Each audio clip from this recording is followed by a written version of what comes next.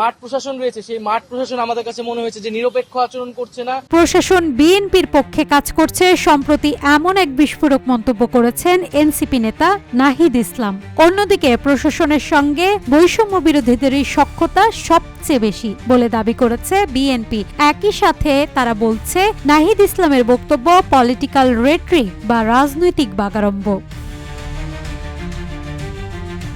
বিএনপির জ্যেষ্ঠ যুগ্ম মহাসচিব রুহুল কবির রিজভী যখন বলছেন প্রশাসনের সাথে বৈষম্য বিরোধীদের সখ্যতা সবচেয়ে বেশি, তখন এনসিপি নেতারা বলছেন গত বছরের 5ই আগস্ট রাজনৈতিক পট পরিবর্তনের পর প্রশাসন সহ বিভিন্ন ক্ষেত্রে বিএনপির সমর্থকরা জায়গা করে নিয়েছে। ফলে প্রশাসন ও পুলিশ সহ রাষ্ট্রের প্রতিষ্ঠানগুলো থেকে নির্বাচনে বিএনপি এক ধরনের সহযোগিতা পেতে পারে। এদিকে এনসিপির সিনিয়র যুগ্ম আহ্বায়ক আরিফুল ইসলাম আবিদ বলছেন বড় দল হিসেবে পরবর্তীতে বিএনপি ক্ষমতায় আসার সম্ভাবনা আছে, তাই প্রশাসন দেখল যে সরকার দ্রুত নির্বাচন দিলে ক্ষমতায় আসবে বিএনপি। সে কারণে বিএনপির সাথে তারা এক ধরনের দর কষাকষির মাঝে গেছে। প্রশাসন মানে রাষ্ট্রের প্রতিষ্ঠানগুলো, তারা বিএনপির প্রতি নমনীয় আচরণ শুরু করেছে।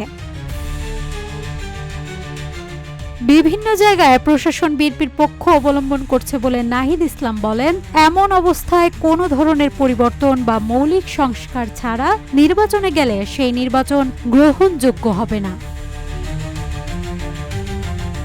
মাঠ পর্যায়ে যে চাঁদাবাজি চলছে সেখানে প্রশাসন নিশ্চুপ ভূমিকা পালন করছে। এনসিপি মনে করে এ ধরনের প্রশাসন থাকলে এর অধীনে নির্বাচন করা সম্ভব নয়। একটি লেভেল প্লেইং ফিল্ডের জন্য একটি নিরপেক্ষ প্রশাসন, পুলিশ আমলাতন্ত্র নিশ্চিত করা প্রয়োজন।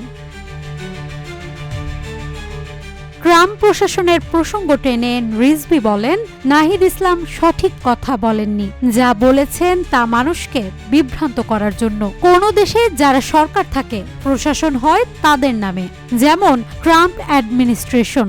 বাংলাদেশের ক্ষেত্রে এটি ইউনুস অ্যাডমিনিস্ট্রেশন।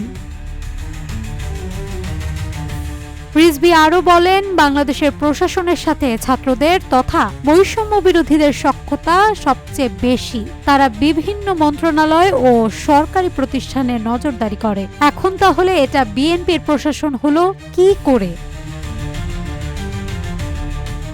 এমন পরিস্থিতিতে প্রশ্ন উঠছে, কোন দলের পক্ষে কাজ করছে ইউনুস প্রশাসন?